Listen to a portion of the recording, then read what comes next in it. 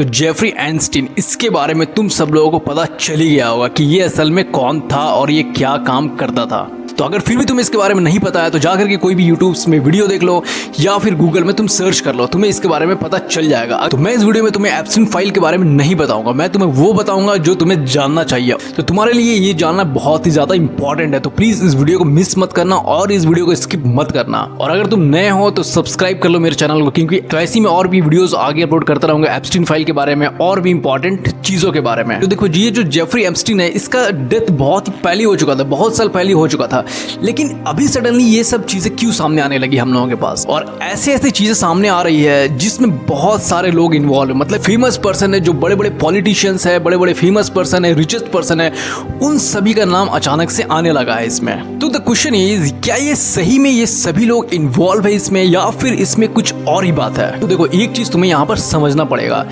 Country में, कोई भी कंट्री में अगर कुछ भी चीज बैन होता है जस्ट बिकॉज ऑफ डेटा, क्योंकि उस चीज की वजह से, उस एप्लीकेशंस की वजह से, उस वेबसाइट की वजह से डेटा लीक होता है, डेटा किसी और के पास जाता है, तो इसीलिए उस कंट्री का जो गवर्नमेंट होता है उसे वो बैन कर देता है, उसे वो ब्लॉक कर देता है। या फिर कोई भी तुम न्यूज देख लो या कुछ भी इंसिडेंट्स होती है या जो भी चीजें होती है वो गवर्नमेंट के द्वारा ही वो सब पब्लिश किया जाता है, वो गवर्नमेंट के द्वारा ही सोशल मीडिया पे या फिर मीडिया में वो आती है। और इसलिए तुम देखते होगे कि काफी सारे ऐसे ऐसे जो न्यूज है, जो इंसिडेंट्स होती है वर्ल्ड में, वो हमारे पास नहीं पहुंच पाता है, क्योंकि सोशल मीडिया या फिर वो जो मीडिया होता है वो हमें नहीं दिखाता है, क्योंकि जो गवर्नमेंट होती है वो उसे अलाउ नहीं करता है ये सब न्यूज दिखाने के लिए पब्लिक को। इसका मतलब क्या हुआ कि जो भी डेटा होती है, जो भी इंफॉर्मेशन होती है, वो गवर्नमेंट या फिर जो बड़े बड़े लोग होते हैं, बड़े बड़े पॉलिटिशियंस होते हैं, उनके द्वारा ही दिखाया जाता है, मतलब कि उनके ऊपर पूरा कंट्रोल होता है। तो अगर हम इस फाइल्स की बात करें, ये एप्स्टीन फाइल्स की अगर हम बात करें,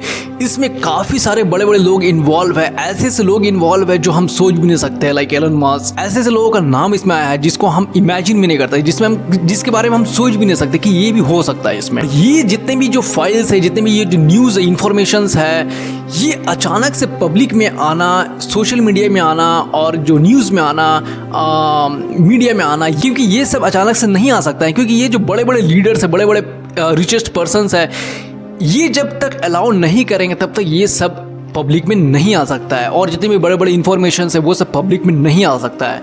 लेकिन ये सारे इंफॉर्मेशन आ चुका है ऑलरेडी।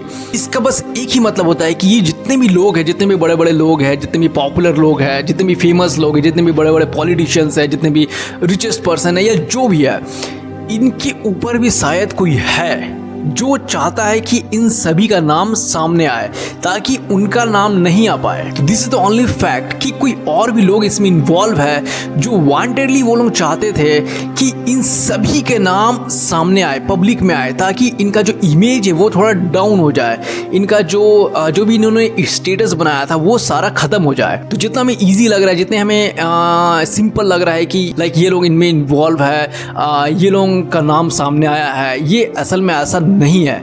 इनके ऊपर और भी कोई लोग है जो पूरा सिस्टम को कंट्रोल कर रहे हैं, जो ये लोग जो रिचेस्ट पर्सन है असल में, ये लोगों को वो लोग कंट्रोल कर रहे हैं। और इसमें ये जो फाइल्स है, इसमें काफी सारे, बहुत सारे क्लिप्स है, बहुत सारे इमेजेस है, ईमेल्स है, फोटोज है, बहुत सारे ऐसे चीज है कि जो हम नॉर्मल जो गूगल यूज करते हैं, जो इंटरनेट यूज करते हैं, उसे हम बोलते हैं सरफेस वेब। वो एक्चुअली 10 से 15% के बीच में आता है, ठीक है। मतलब जो भी हम इंटरनेट यूज़ कर रहे हैं, जितने भी गूगल यूज़ कर रहे हैं, जो भी हम यूज़ कर रहे हैं, ब्राउजिंग कर रहे हैं, वो सब 10 से 15% में ही आती है। उसके बाद आता है डीप वेब। डीप वेब में बेसिकली जो भी गवर्नमेंट के जो वेबसाइट्स होते हैं, जो बहुत ही जो सिक्योर वेबसाइट्स होते हैं, सिक्योर थिंग्स होते हैं, वो सब उसमें स्टोर होता है। वो भी असल में 10 से 15% के ही बीच में आता है। लाइक बैंकिंग वेबसाइट्स हो गए या भी जो सिक्योरिटी इंफॉर्मेशन होते हैं, गवर्नमेंट के इंफॉर्मेशन होते हैं, वो सब उसमें स्टोर होता है। बाकी का जो 50 से 60% होता है वो असल में डार्क वेब में स्टोर होता है। बाकी का जितना भी जो इंटरनेट है वो असल में 50 से 60% के बीच में है।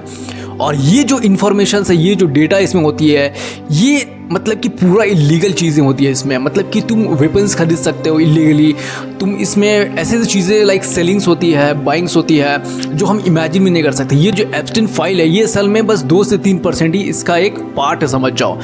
बाकी का तुम समझ सकते हो उसमें क्या क्या चीज़ें होती है ये डार्क वेब में। एप्स्टीन फाइल बस एक छोटा सा एक हिस्सा है, इससे रिलेटेड काफ़ी सारी चीज़ें लाइक ऑर्गन्स हो गए, लाइक ह्यूमंस ऑर्गन्स हो गए या फिर ड्रग्स हो गए या फिर वेपन्स हो गए, वो सारी चीज़ें यहाँ पर बाइंग्स एंड सेलिंग्स होती है डार्क वेब में।